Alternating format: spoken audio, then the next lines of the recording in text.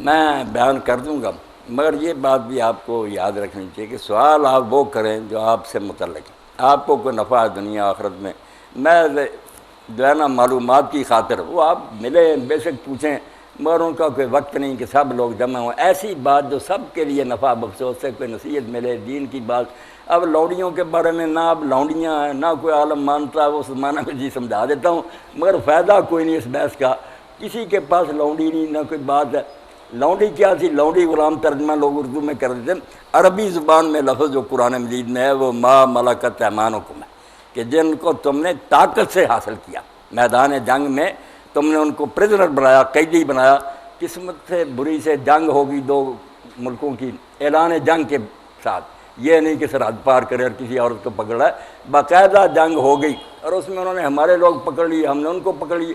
وہ جنگی قیدی جو نا وار پرزنر، ان کو عربی میں کہتے ہیں ما ملکت ایمانکم۔ وہ کافر بھی لے جائیں گے، ہم بھی پکڑ لیں گے، طاقت سے پکڑ لیا انہوں نے۔ اب ان کا کیا حال تھا کہ وہ عورتیں حاصل ہو گئی، ان کے لیے ایک تو یہ کہا ہم چھٹی دے دیں اپنے وطن کو چلی جاؤ، ہماری عورتیں وہاں پکڑی رہتی ہیں، ہم ان کی چھوڑ دیتے، ہماری سادگی پر کافر تاریاں بجاتے کہ بے وقوف قوم ہے، ہاں ہمارے قیدی آگے جیسے آپ نے دیکھ دیا کہ سکھ چھوڑ دیا، ہماری لاشیں آ گئیں ادھر سے۔ ایسے احمق بننا چاہتے بنے۔ اللہ جو ہے نا وہ دین دیتا ہے جو پریکٹیکلی عمل کے قابل ہے، کہ اگر وہ بھی چھوڑتے ہیں تبادلہ کرتے ہیں تو کر لیں، جنگ ختم ہو ان کے قیدی ان کو دے دیں، اپنے واپس لے لیں۔ اب اس پر دنیا متفق ہو گئی ہے، جنیوا کانفرنس میں اتفاق ہو گیا کہ جنگ ختم ہونے کے بعد قیدیوں کا تبادلہ ہو، وہ مسئلہ گیا ختم ہو۔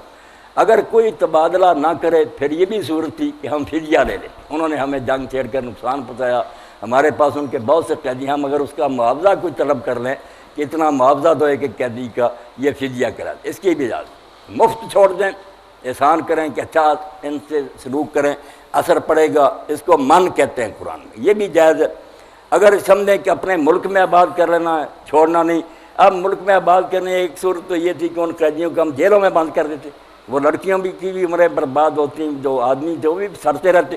اس کی بجائے اسلام نے 5واں حل کیا کہ اگر چھوڑنا مناسب نہیں ملک میں تقسیم کر دو، جو فوجی ہیں ان کو دے دو، وہ گھروں کے افراد بن جائیں گے، وہ لڑکیاں ان کی بیویاں ہوں گی، صرف نام دو ہوں گے کہ کچھ عورتیں اپنی مرضی سے نکاح میں آئی ہیں، یہ تم نے طاقت سے حاصل کیا ہیں دونوں حلال۔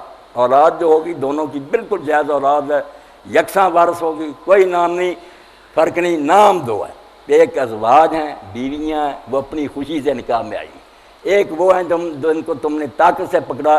اب حکومت کا اراٹ کر دینا کہ یہ صفائی کو دے دی، جس طرح باپ بیٹی دیتا، اس سے بڑھ کر ہے کہ حق میں وقت نہیں دے دی، اندراج ہو گیا، وہ سپاہی کی بیوی ہے، اس سے جو اولاد ہوگی بالکل حلال ہوگی۔ یہ ہیں لونڈیاں نہ کہا کریں، اور اصل نام ہی قرآن کا لینا چاہیے کہ ملک یمین ہے، طاقت کے ذریعہ ان کو ہم نے گرفتار کیا، ان کا یہ حل ہے۔ باقی عام لوگ اگر اپنے بچے بیچتے ہیں، لوگ پکڑ کر بیچ دیتے ہیں، یہ جرم اتنا بڑا جرم ہے۔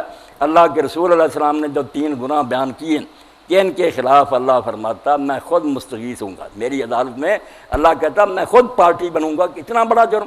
ان میں سے کیا کہ آزاد بچے بچی کو پکڑ کر غلام بنا دینا، یہ غلامی وغیرہ کوئی نہیں، میدان جنگ میں پکڑے ہوئے قیدی، ان کا حل ہے کہ وہ ہمارے لے جائیں گے۔